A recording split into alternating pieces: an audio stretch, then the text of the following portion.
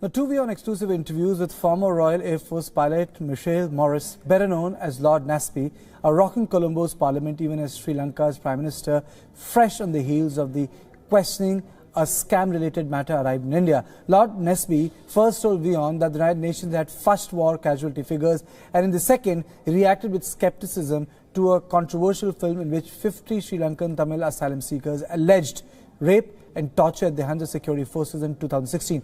A UN rapporteur on a Sri Lanka tour dodged questions posed by a senior Sri Lankan editor on the British parliamentarians' revelations on this channel. Wion senior foreign editor Padma Rao, who worked on that story with Mandy Clark, our correspondent in London, brings you this report. When Wion spoke to Lord Naseby for the first time just over a week ago, the British parliamentarian had not yet disclosed in public just what he had told the House of Lords about the controversial casualty figure of 40,000, the number of civilians a UN Special Investigation Committee had propagated to the entire world. Now the country was facing repeated resolutions at the UNHCR in Geneva. The head of a parliamentarians group supportive of Sri Lanka, Lord Naseby, then told Wion some home truths. Listen in. I tracked the war carefully, and I thought to myself, I can't actually believe these official figures because it didn't stack up to the information I was getting. So what I did was I asked for a freedom of information inquiry of what dispatches were sent by our defence attaché, that's the UK defence attaché, to the Foreign Office through the latter days of the war. And the dispatches, I was refused them by the Foreign Office, appealed twice, still refused, then appealed to the Information Commissioner, which is my right. He understood why I was actually asking these questions, and lo and behold I got 26 pages of redacted dispatches.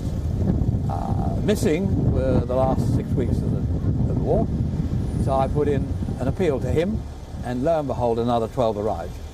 And armed with that, I went through them very carefully, and in there was more than enough evidence that no one in the Sri Lankan government had said about killing any civilians at all. That was not the objective of the exercise. And indeed the indications were from him, that is our defence attaché, that it was about 7,000 civilians probably killed. But even he says that a quarter of those were quite possibly Tamil Tigers because they'd thrown away their uniforms. So none knows what were called civilian casualties, undoubtedly included probably 25% Tamil Tigers.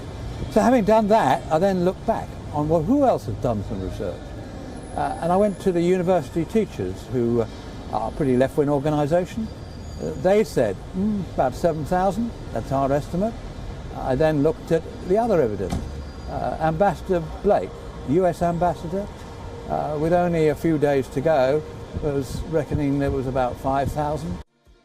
But even as Sri Lankans were digesting and heaving a sigh of relief at the long-awaited truth based upon the UK's own defence attaché's findings, a film surfaced. It showed 20 of a reported 50 Sri Lankan men seeking asylum in the United Kingdom. They claimed that the scars on their torsos were from cigarette butts and branding by the Sri Lankan security forces in 2016, that is 7 years after the end of the war. Wion sought out Lord Naseby again, and he spoke up again about self-infliction by proxy, a not unknown occurrence among asylum seekers in the United Kingdom. Well, it's very interesting, this report. Of course, we are now near the end of 17, and one wonders why it's taken quite so long to come out. And if there is any torture of that nature, then it's entirely unacceptable. However, I just observed two things.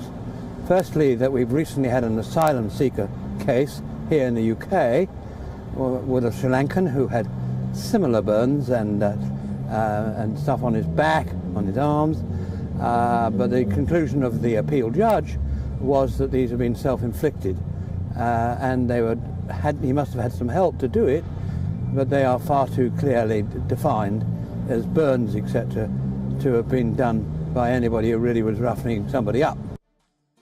By now, Sri Lanka's leading daily The Island picked up the story where Wion left off, when its editors learned that UN Special Rapporteur Pablo de Greiff was on a private trip in Sri Lanka and meeting with officials. They contacted him for a response to the allegations made by Lord Naseby to Wion.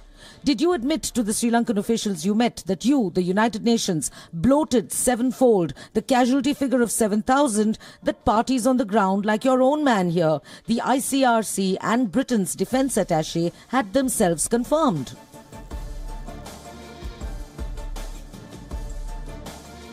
Meanwhile, the government of Sri Lanka under President Maithripala Sirisena has been facing all kinds of troubles. Massive external debt, controversial deals with China, a corruption scam involving central bank bonds, anti-Muslim violence and no headway over the long-pending question of granting Tamil citizens maximum autonomy in the north and south.